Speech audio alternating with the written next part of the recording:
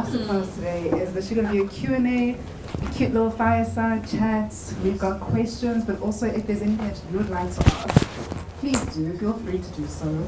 And I'm so glad there are gents in the room. Yes. When you're talking about women can have it all, and people think, oh no, it's just a ladies' conversation, but I'm so glad that the gents are here as well. So it's really awesome. So a warm welcome. Thank you. Okay, gotta give yourself a love. Dr. Lulu Gwagwa, warm welcome to you. Thank you, Pumeza. So I will do a brief intro. Your bio is so long. 17. Please. I mean, ma'am. Okay. There's so many, like you said, qualifications, the titles, the accolades, the work that you've done in terms of corporate and public sector, but also in community as well. So we'll be touching on all of that. But yes, our conversation is about women can have it all. For me, it's a question mark. it's a big question mark. It's a really big question mark. And even in the manner that I will say it is that because, you know, I am, can I give my age? Is this a safe place to give my age? Okay. I'm 41. We thank the parents and the genes, okay? We thank them. I have to remind myself when I look at my parents, and I'm so grateful they're both still alive, then I have to calculate by, okay, no, I'm like, no, guys, you still look good, but I need to remember your ages. But however, so as a 41-year-old woman turning 42 in a couple of months' time, I'm a mom, I'm a wife, and there's so many different things, there's so many different hats that I wear. Some of them, there are days when I'm just like, this is not my hat. Not anymore. So my first question to you, I mean, you can start with an introductory, parts if you'd like to. And why you said yes to this, let's start there. Why did you say yes to today? Afternoon, everybody. Glad you're all here.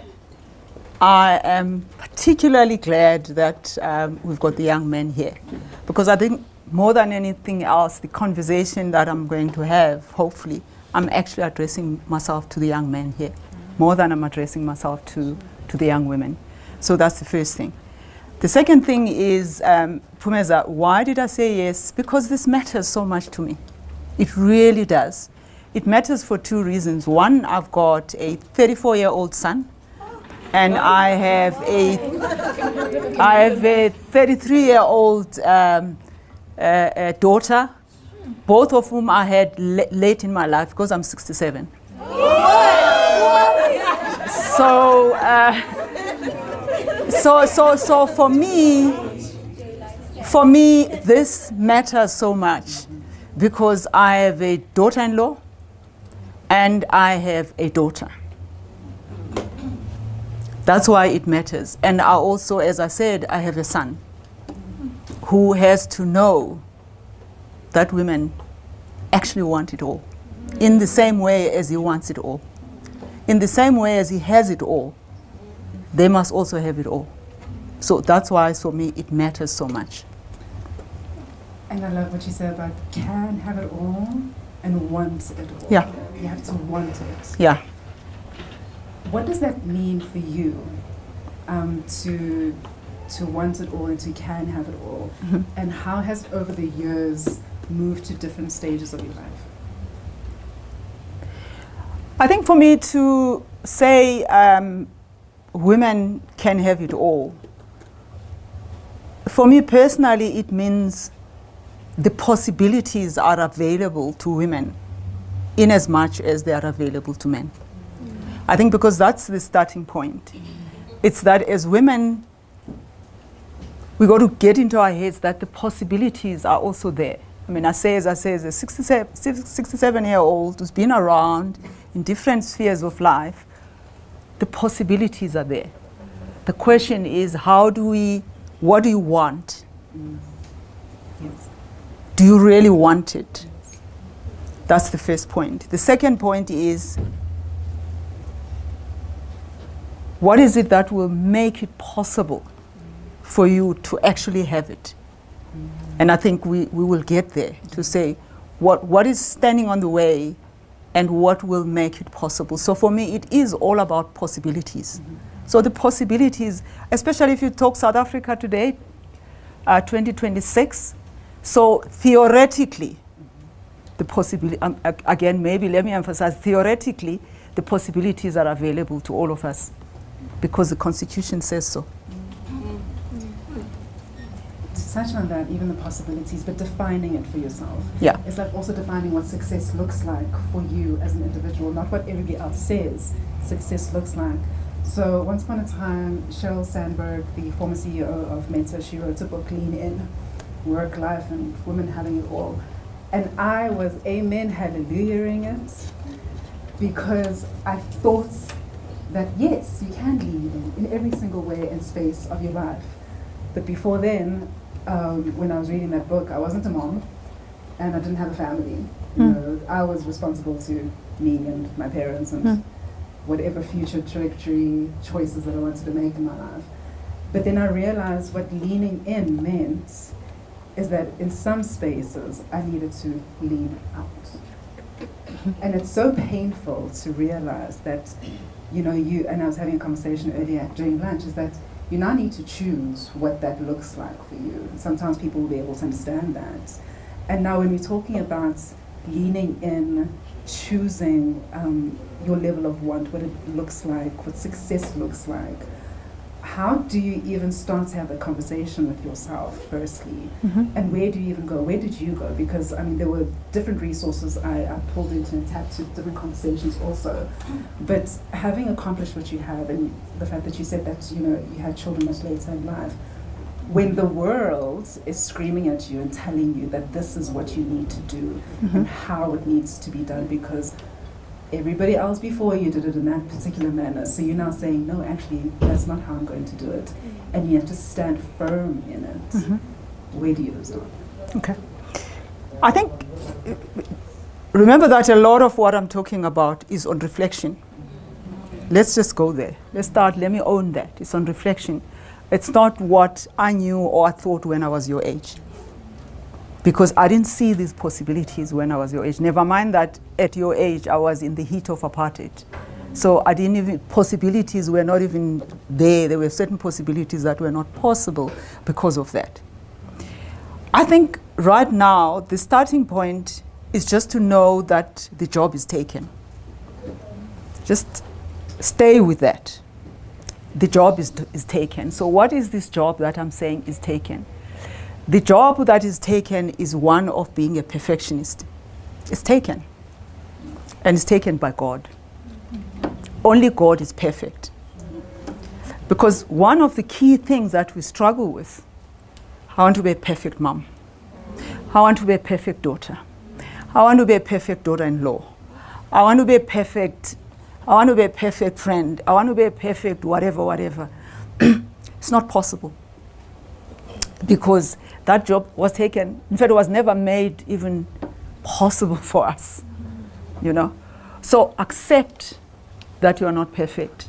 And the more you strive for perfection, the more you're going to get yourself into deeper and deeper trouble, and you're going to struggle, because there are 24 hours in a day. So if I'm trying, I mean, like you, I'm married, and I desperately want to be in this marriage. Been married now for I don't know how many years. I don't know. I don't even know how many years. So I've lost count of how many. I've known my husband for more than 40 years. And I desperately want to stay there, right? So if I wanted to be a perfect husband, wife, would I be here on Saturday? No. A perfect wife is not sitting is not waking up in the morning, face bake, weave, and then off, leaves home. I'm hosting a workshop here at First Rand as we speak. I ran here just to come and do this session and run out, which means I left home at 7. Does a perfect wife do that? No. So I'm just using that as an example. So you got to accept that there is no perfection in this. If you are going to want it all, then accept that that is not. So for me, that's the on reflection. I think the day I realized that is the day I actually had a lot more things going on in my life. I have a million things going on in my life as we speak. If I had wanted to be perfect Phumeza, I would not have completed my PhD.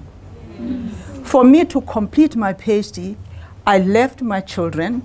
My son was 4 years old. My daughter was 3 years old because they are 13 months apart. I left them with my husband because I was struggling to finish because I didn't have time. I went to Sweden for 3 months to go and write my thesis. Is that a perfect mom? Does a perfect mom live? My mother was horrified. Was like, if this man leaves you, don't come running and crying because you've called it on yourself. I've got 4 sisters. I'm the eldest. 2 sisters were like, sis, I think you are stretching it too far. The other 2 will say, he will leave you anyway, even if you are here at home, he will leave you. Actually, when you leave him with the children, you won't have the time. It's even better because you won't have time. So you see what I mean? So you got to choose and say, you got to accept it. None of this is going to be perfect, but we're going to bubble along. And I love how you touched on the perfection part, because that's something that we grow up with. I'm an only child, so hey, you look at the situation, you're like, okay, I've got to get this right in whatever right looks like. And for a long time, right meant, what does mom want for me? What does dad want for me? Stick to the path, stick to the plan, do not deviate from the plan. And the minute I started feeling that bubbling of possibly seeing certain shifts that are not necessarily aligned to their plan, and how do you communicate that to your family, to your loved ones who want the very, very best for you? And to now say, okay, I get it, you love me to pieces. However, I'm going to change plan. I'm going to course correct. And the fear for me has always been, not the perfection part, but to choose myself, and step into it wholeheartedly. And I still struggle to do that because there's a part of me that's like, there's a voice that says to me, yeah, but what were you thinking now? How dare you? What made you think, oopsie, you can deviate from the plan? So then there's some nights in my big age, there are some nights where I will wake up and I'll be like, oh my gosh, Miss, you have so much on your plate. What is it that you can remove? And when I look at it honestly, I don't want to remove any of it. And to sit with that and to every single day struggle with it. And even to hear you say that, you left your family for 3 months. At the airport, were you... I was crying. Yeah. No, I was crying. I mean, for real, because my children didn't have a concept of 3 months. They were young. So my husband and I were both working. I was a DDG in public works at the time, by the way. As well, on top of all of that. I was doing a PhD, I was a DDG, I had young children, and. So the one thing also that you got to accept, because a lot of this is about accepting certain realities, is that guilt is real. So guilt is very real. So don't think that because you're choosing yourself, because as human beings we are relational by nature, so you live with other people. And so if you are married as well, so you're kind of compromising, you're finding a way, you're supporting him as well, whilst you are supporting yourself. So it's all about trying to make all of this work. So guilt is very real. So all of this that I'm saying, when I left, my children were saying, oh, three sleeps, because when I was going to Cape Town to the portfolio committee, I would say 1 sleep and I'll be back. 1, 2, 3, I'll be back. So they could 1, 2, 3 sleep. So I said 3 months. They said, oh, 1, 2, 3, and mommy will be back. No, mommy wouldn't be back 3. It's going to be another half, count. And they could not comprehend 3 months. So that really killed me. So I was crying all the way to Sweden. I was crying literally. And the first few days I was crying. But what I also realized, what do children need most? Love. The children were loved by their father. What did me moving away do? It gave my husband an opportunity to actually focus Not that he was a very liberal man, that's the reason why I'm here. But it gave him an opportunity to really be with his children without me as a mother interfering. So my children were having ice cream for breakfast, ice cream for lunch, ice cream, anything that would make them shush, they were having it. I realized when I was calling a week down the line, these children were so happy. So I had that, because I thought I'm indispensable. I'm the only one who can look after these children. I'm the only one who can make, because that's how you think as mothers. But what that did, my husband has the relationship that he has with his children. It's priceless, especially my daughter, which is something that's very important. And I think a lot of it had to do with those 3 months. That's amazing. And at the same time, I was sitting there feeling guilty. So think about the spaces that you are crowding, that you think you are trying to help. Meanwhile, sometimes you're actually crowding out other people that could do things. Same as asking for help. Asking for help, because this can only be possible when you actually create a whole system, enabling environment for yourself. You can't do it. So help us at home. I decided I'm going to have a driver. My husband was like, oh no, I mean, it sounds like a little bit bourgeois. And I was like, It's a need. okay. If I'm chairing a meeting and I'm supposed to pick up my children and I'm late, it means the last 30 minutes I'm not focusing because I'm thinking I'm late. So I'm getting myself a driver now for the children and an au pair and all of that. So give yourself permission. Give yourself permission to create a support system around it. But in doing that, I mean, you talked about communication. That communication, that relationship with the other half, if you are in a relationship, is very, very important, because you both have to buy into this. You both have to be in it together. And you've got to be also asking yourself, how am I supporting him in what he wants for himself? How is he supporting me in what I want for myself? The other thing, Pumeza, that for me dawned when I do a lot of walks, did a Camino walk, and we went and we were on this Camino walk in Spain with my husband. So we're walking, and then of course he's a man, he's tall, so he's walking faster than me, and then he gets there in Dauninyuka, and I'm feeling like English. I'm feeling like, he's walking ahead, he's making me tired, and I was like, please don't walk fast, lean there. And then he kind of, then I realized in that I'm actually forcing him to walk my journey for me in my own pace, when in fact we are walking together. So that's the other thing. Walk side by side. Don't try and walk his journey, nor should he try and walk my journey, because one of you is going to be unhappy in the process. So as long as I got that, and it was an aha moment for me, I had to think about in which other areas of my life am I forcing him to walk in my pace. Because when you get married, that's rubbish. There's nothing like that. You will never be one person. When they talk to you when you get married, starting from today you are one person. You can never be one person. It's not possible. But how do we walk together?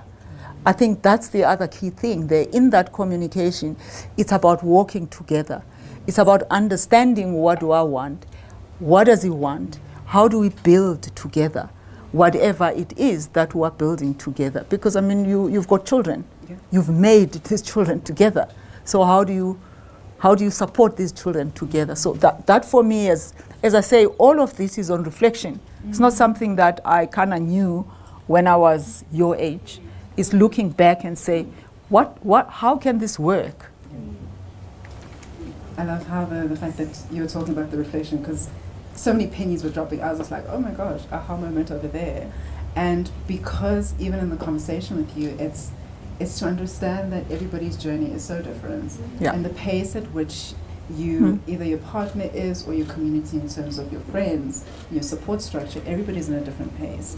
And earlier I was chatting to a friend of mine and she's got a 2-year-old and she was panicking because she was like, oh, why didn't nobody tell me that when my daughter was 1 I looked really like tired and gaunt? And I said to her, I was like, you need to give yourself 3 to 5 years minimum to gather yourself after having a child. And you need to give yourself the grace, because even in those moments when you're thinking to yourself, I should have it together, I should understand what being a mom is about, I should have it all plugged in, because you know you've become a mom, so there's a button in your head that says, yay, you know, you got it. But no, you are going to stumble along the way. So whether as a parent, whether as a partner, whether as an entrepreneur or intrapreneur, and whatever venture you be on, it's being able to understand that the pace is different. Looking at your neighbor and comparing yourself to neighbor is not healthy. To be able to say, okay, neighbor, how do you do this? Let me understand what systems and processes are working for you. What can I adapt? And that's the important part. But also being able to communicate that with your partner or with a business partner or your community or family. And I wanted to ask you, even, how do you, in the work that you've done, in the organizations that you've been in, of course you've seen various different personalities. So how do you, as a leader, being in an organization, when you see somebody and you can see a group of individuals, like, you know, they've got it in them, whether male or female, they've got it in them. They just need to push a little bit more. They need to restructure and reframe how they're thinking and how they're approaching life, and to have the hard, honest conversations, because sometimes those are the conversations that we don't have often enough, where you have to lay it all on the table and say, this is working, this is where I've made a mistake, this is where I've costed myself time or energy, this is what I need to step away from in order to move forward in whatever direction you want to have. And what does that support look like from an organizational standpoint? I think I'll probably be controversial here, because I probably won't say what a lot of you will think I will say. And that's taken me kind of time, because in these things you kind of move and then this is what you think, and then you move as you move along. But I've come to the point now which says, to what extent are we abdicating our responsibility for our own growth to the company? So the company hasn't done this, the company hasn't done that, the company hasn't done this, the company hasn't done that. When you go to work, this is not home. Work is not home. Work is work. So I think it's very important that we kind of find ways. Of course, when you come to work as a whole, meaning you're bringing everything else with you into the workspace. But at the same time, just remember that everybody else is doing the same. You know, you are bringing yourself and your stuff, and when I stuff, I mean your stuff, into this workplace, and this team. I'm doing the same as well. So I think it's important to also give the company grace, because what's the company? The company is us.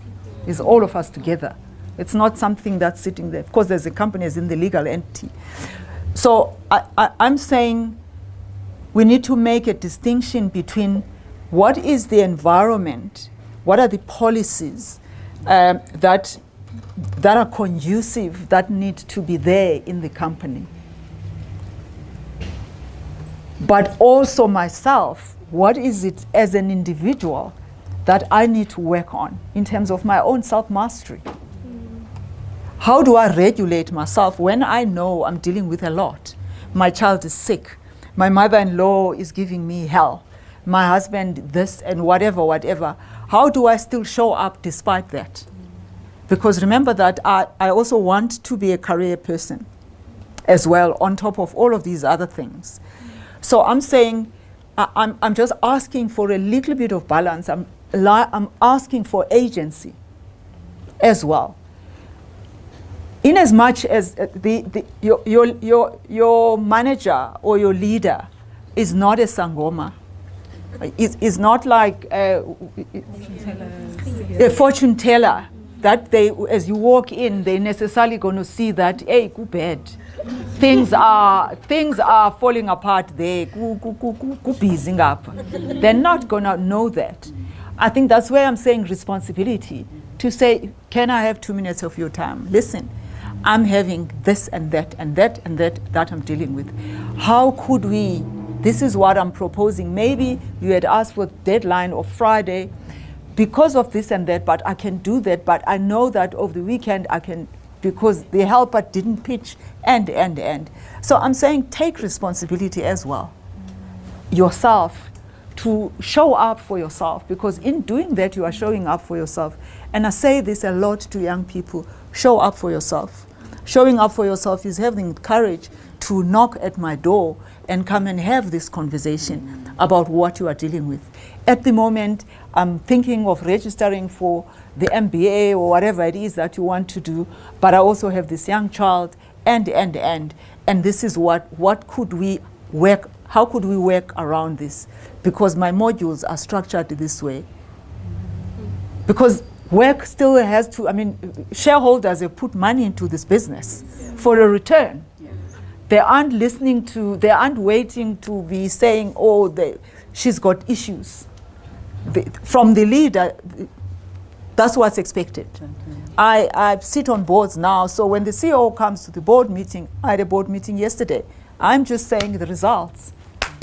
He's not going to come and tell me that, oh, upumeza, this and that. So I'm saying, let's make sure that, let's work with the organization, let's demand that enabling environment, but let's also take responsibility, agency for our own progression. Let's do what needs to be done. Develop yourself. And it's not the other person that's going to develop you, it's you who's going to take that responsibility. So that when opportunities are there, you are ready. They find you ready at the time. So I'm asking for that balance that we need to strike. I know that young people, It's complicated. It's complicated. It's very quick to go on social media. Oh, this company is like this, is like that, is like that, is like that, is like that. But you haven't asked yourself to say, what is my role here? In this situation that I'm finding myself right now, what role have I played to be in the situation that I'm in right now? So I'm asking for that as well. Thank you for that. In 2020, there was an article that was published, and it's you shared 5. Me? Yes. Oh, okay. It was published in 2020, and it was lessons on how to be successful as a multi-dimensional woman. Okay. So there were 5 things that were mentioned. I should send you the link of this particular. Yeah, please. Please. I mean, as you can remember, 2020, I mean, we are in 2026. That's too long ago. So, I mean, look, it's 5 words, so I'll read them quickly. Accept the inherent tensions of being a woman in business. Yeah. Embrace serendipity and be open to opportunity. Build allies, even in hostile environments. Have integrity and be consistently excellent. Nurture your passions and find purpose. Do those still resonate with you? Okay. Definitely still do. Definitely. Perfect. Let's talk about accept the inherent tensions of being a woman in business. Yeah. Because, I mean, many women experience different things. Many men who are allies witness many things as well. And for a long time, I'd feel like, okay, should we make it a racial thing?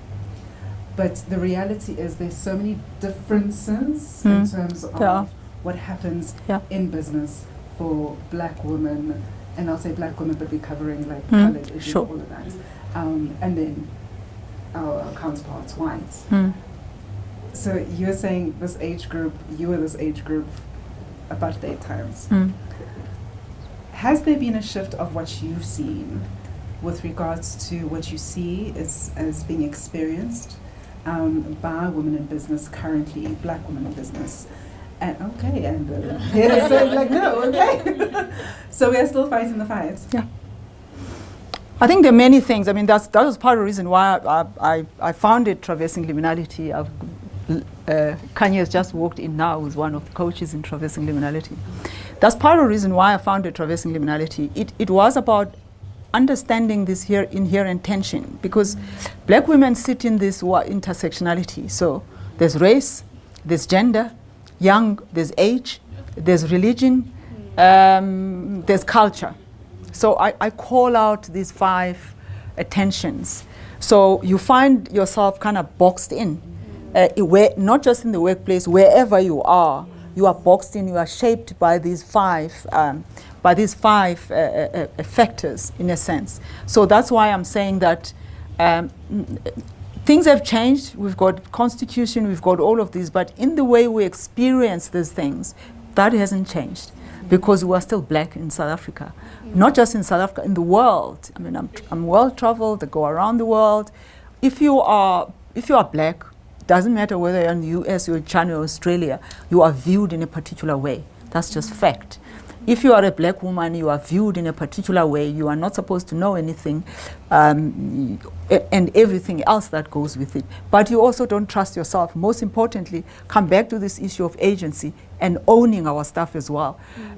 We might have reasons why we are in that we don't trust ourselves. It is because of the culture, how we're socialized, and all of those things are still the same. The way women are brought up is still largely the same. My children still catch me up. My daughter still says, "Mama," when I slip into those things. "Mama, this is not what you said to Bulela," which is the brother. So much as whereas I am, I still also do the same things and say, "Nana, Tombazana, you can't do this." He says, says, does it mean the same Ubelelani? And then I remember, oh, okay. Okay, let's try and reframe this now again. So I'm saying that I don't think much of that has changed. So that is why, Pumeza, I really, really emphasize this thing of working on the self. Because the environment out there, work on the things that are within your control. The environment there, how people view you, you're not in control of that. The way your parents and your community raises you, you are not in control of that. That's, I mean, I grew up in the 50s. And so that's not going to change. You're not going to change how I grew up and how I thought parenting looks like. So those things are going to be there. So what is it that I therefore need to do? So this thing that I talk very passionately about is about self-mastery. What are the things that I need to do now as a young woman so that I can build my capacity to navigate these spaces that view me in a particular way? So that's, for me, is the key thing. You talked earlier on about the voice. That voice, that inner critic, that is so loud. How do I deal with my inner critic? Which, when I want to do this, it says, who do you think you are? You can't do this. You can't. What will so-and-so say? How do I manage that? How do I tone down? How do I say to that inner critic, okay, I hear you. I know you're trying to protect me. But for now, can we just do it anyway? You know. So I think it is about that. But what's available out there? I think as black people broadly, and as women as well, we underestimate the role of support.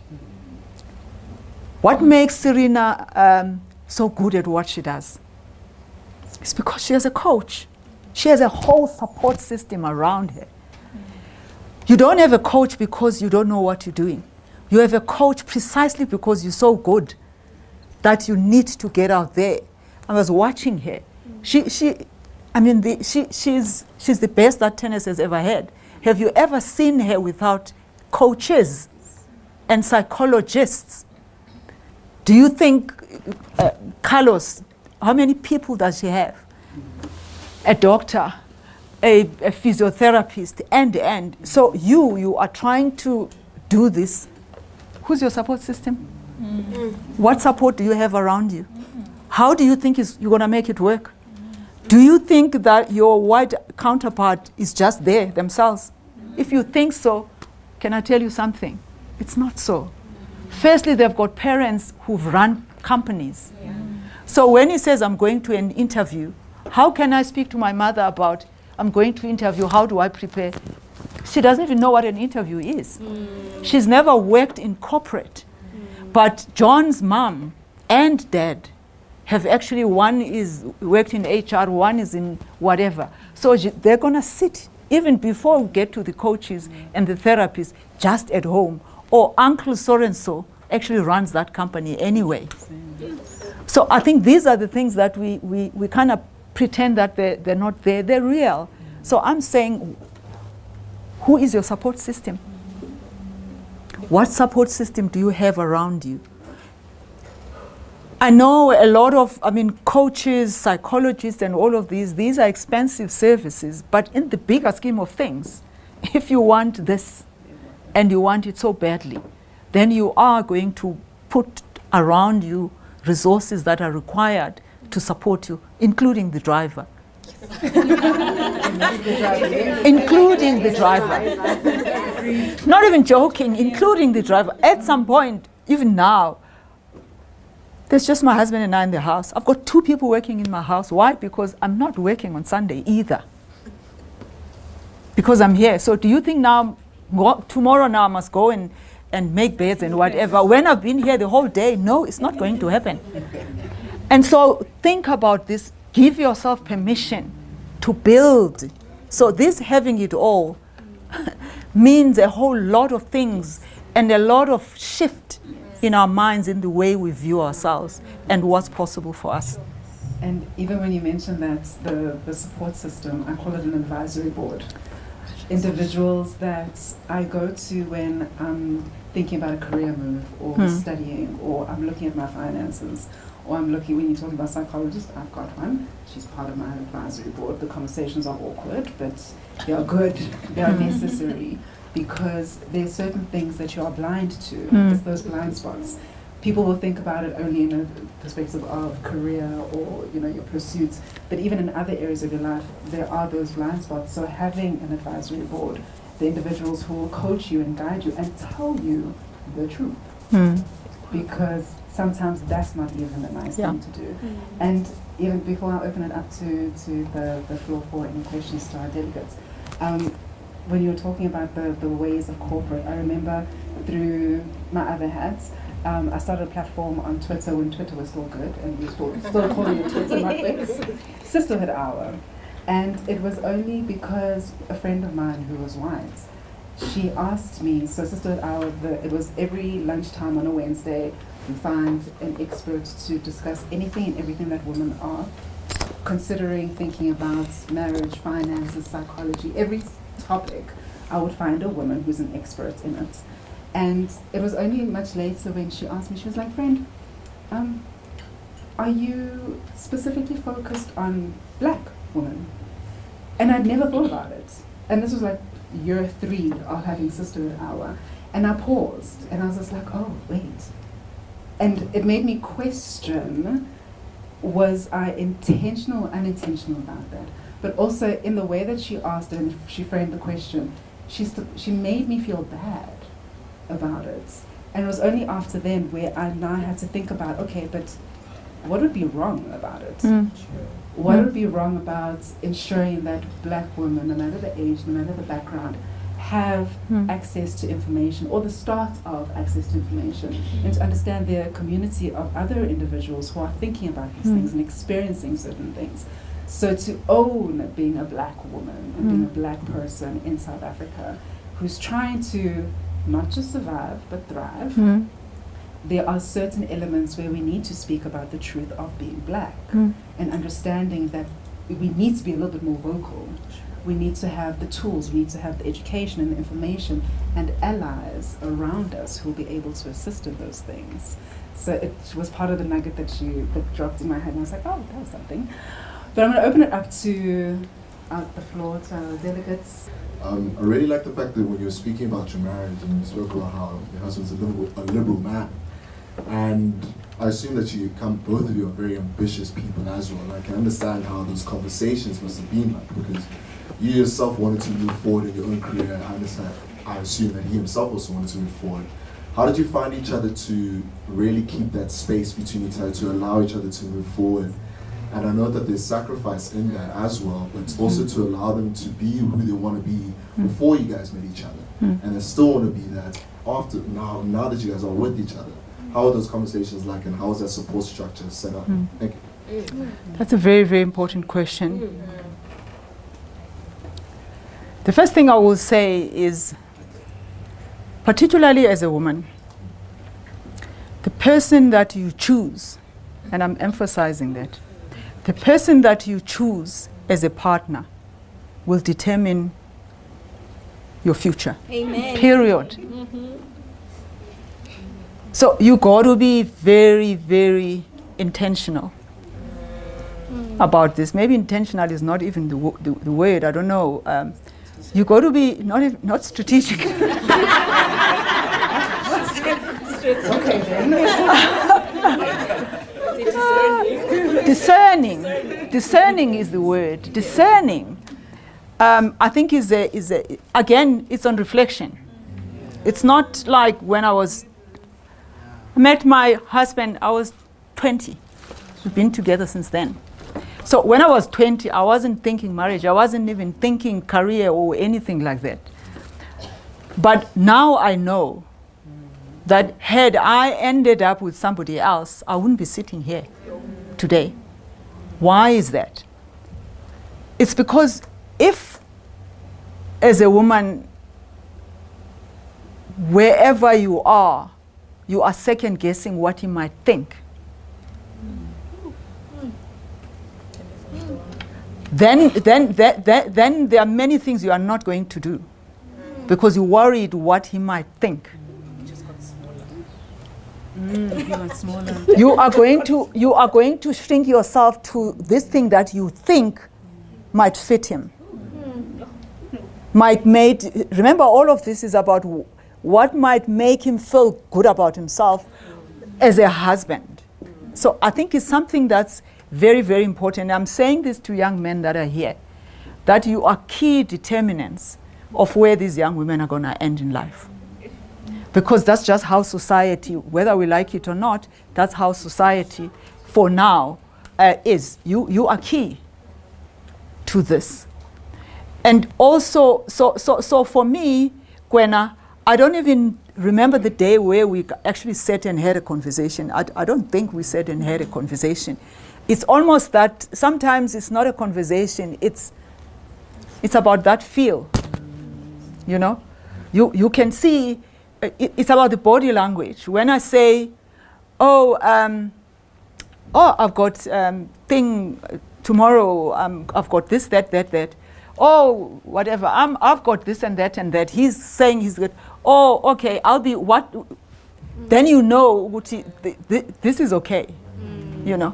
So if it's like, when you come in at 5, and I always come later than I said I would, because I talk a lot, wherever I am. So when you come in and he says, I thought you had said you're going to come back at 5.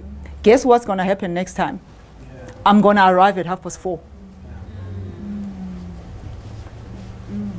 But it does not mean that just because he's not going to have an issue, I'm going to take that for granted. I don't take my husband for granted, ever. It's very important. I know what's important to him. One of the things that I will say to young women here, you'll be surprised about what I'm going to, those who know me will know. When I go to the Eastern Cape, I leave doctor title here in Pretoria in my house. I leave it here. And that's very intentional from day one. I'm going to leave the doctor title here. I'm going to leave the chair of board title here. I'm Mrs. whatever the surname of my husband. Gwagwa is my surname, even. But when I leave, get to the airport, if you see me at the airport, you are likely to see me in East German from the Eastern Cape, whatever, already living at the airport with my duke. Then you know where I'm going. Why? Because that respecting his space, respecting his parents, respecting his family, I know that how his status is in his family is here, is in my hand, is how I behave when I'm there, determines how he's viewed in his family. So this thing goes both ways.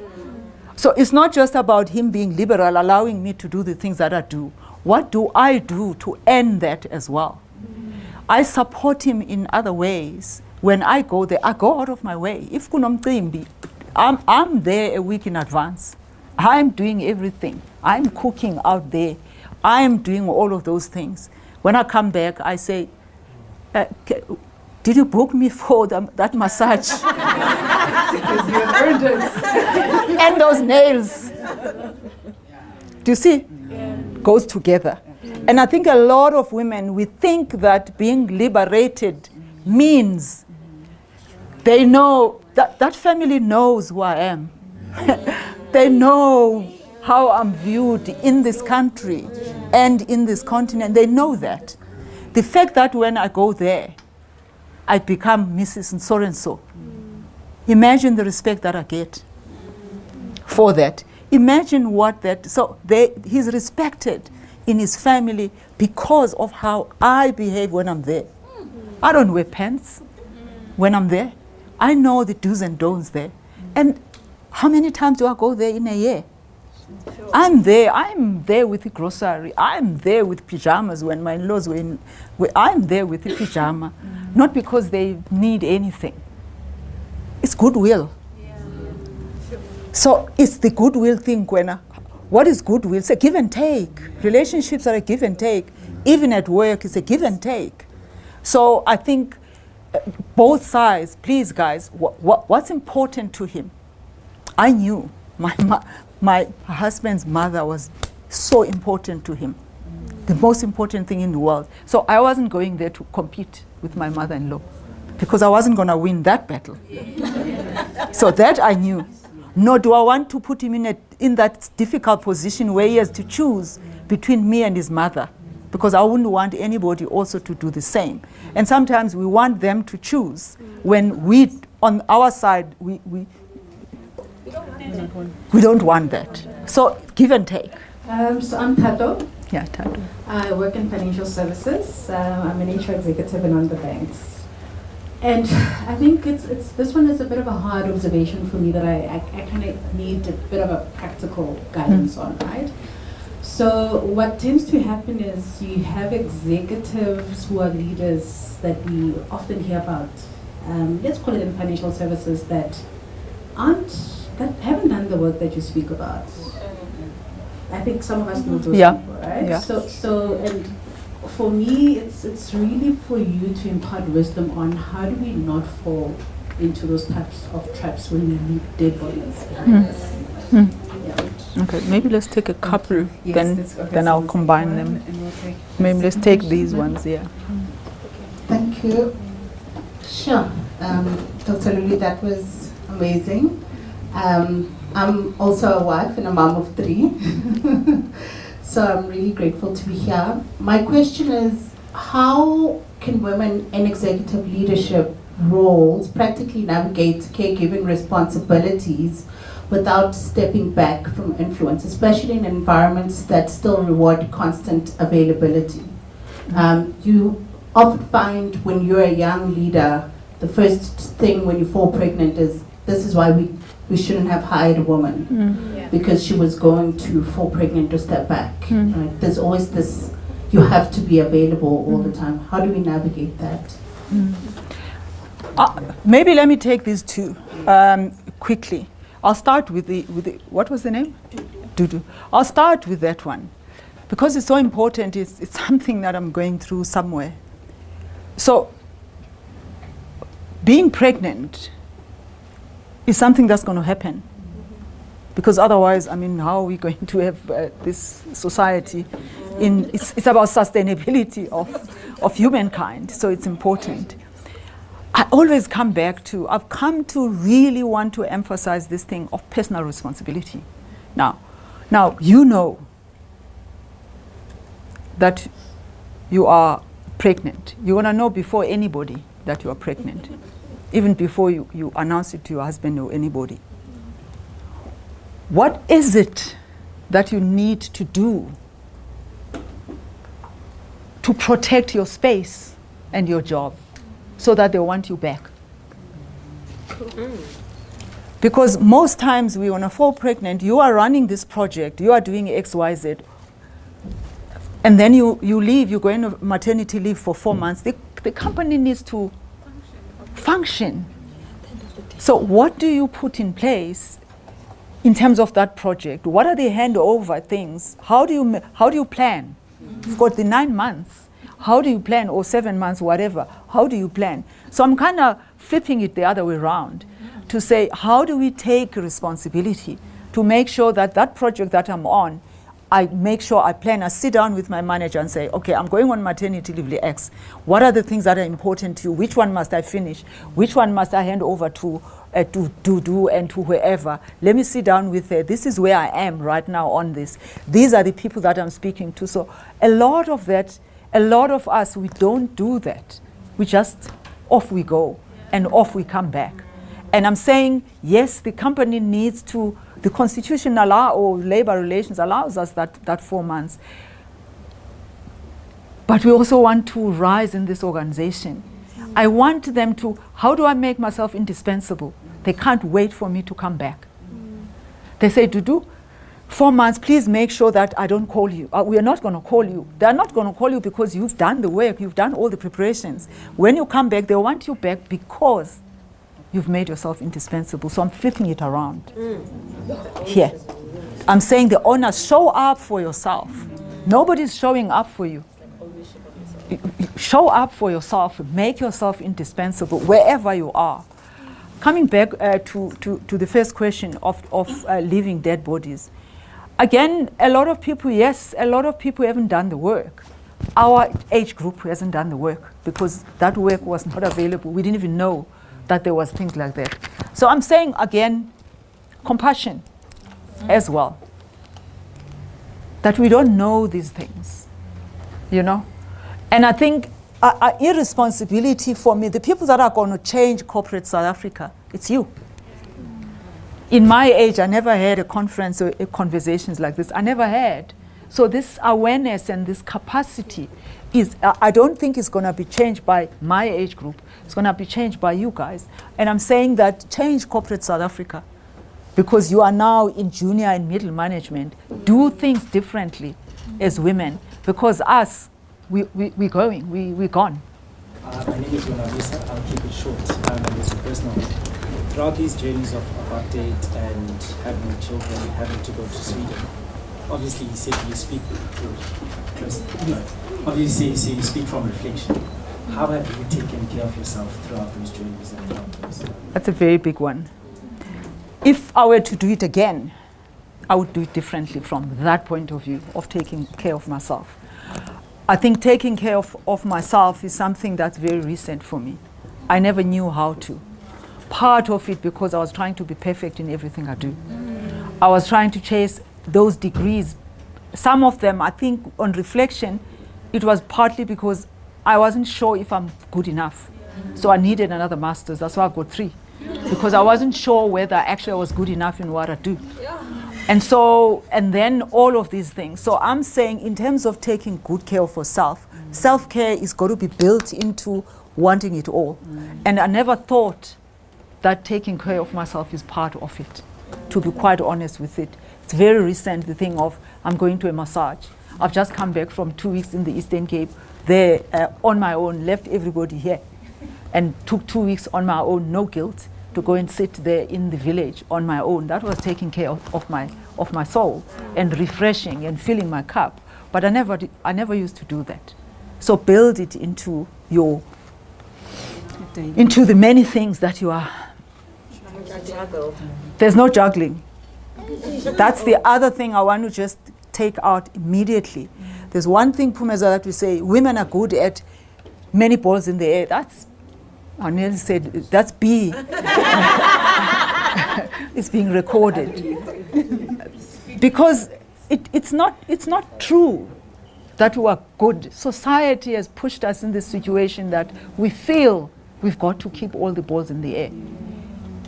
You got to learn to take some balls to say, I want it all. So all of it is these balls. I want to be married. I want children. I want a career. I want. But you must know, as you said, at this particular point in time, this ball, I'm not dropping it. I'm parking it. You must learn to park certain balls ever so gently.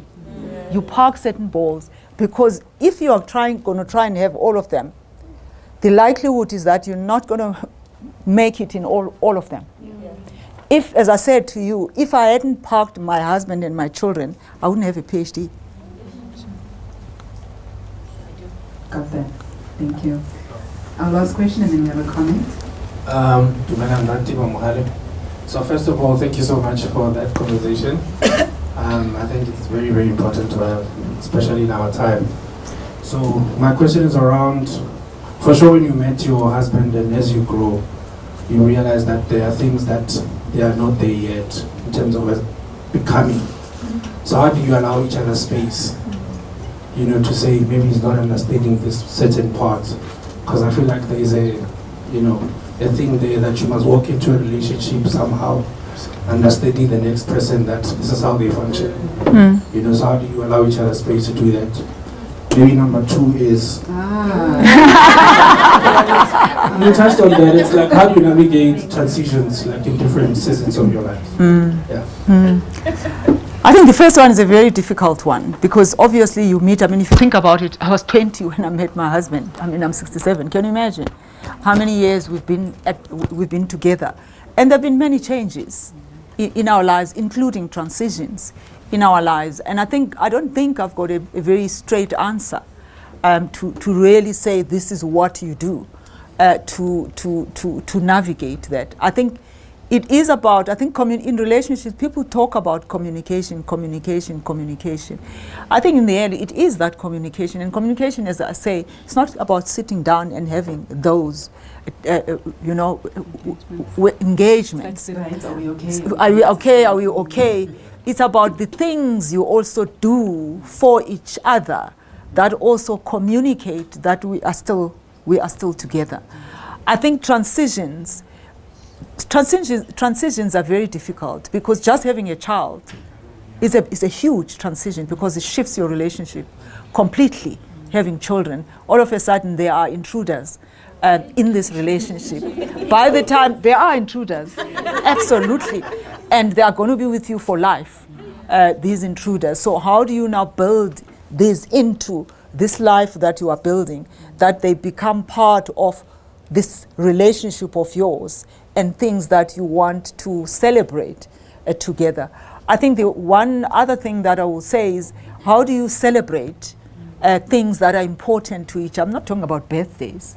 My husband doesn't care about birthdays or Father's Day tomorrow. He probably doesn't even know there's a Father's Day tomorrow.